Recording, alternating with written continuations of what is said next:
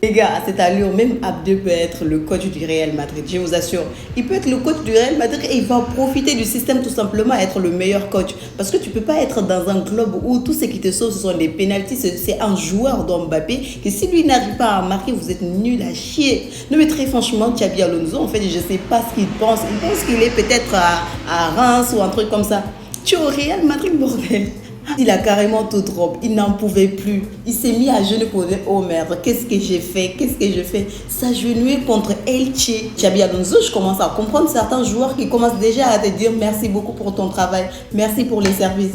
Être entraîneur du Real Madrid, je vous assure, ce n'est pas aussi compliqué que ça. Il faut juste aligner le bon joueur et puis c'est tout. Tu mets les joueurs titulaires, en fait, ceux qui sont bien payés, c'est que Pérez il veut, et c'est fini. Le reste, l'arbitrage, les pénaltys, etc. vont tout régler. En fin de saison, vous allez collecter quelques trophées. Je vous le dis, Xabi Alonso, actuellement, ça ne va pas. Et il part toujours de construction.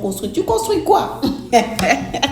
Peut-être qu'on n'a pas compris son rôle, c'est lui qui est venu réparer le Bernabéu. En tout cas, très franchement, bonne continuation. On pensait que quand Ancelotti était parti, nous allons être dans le désespoir. On vient de rencontrer notre Xavi. S'il te plaît, continue ce que tu fais. Continue ce que tu fais.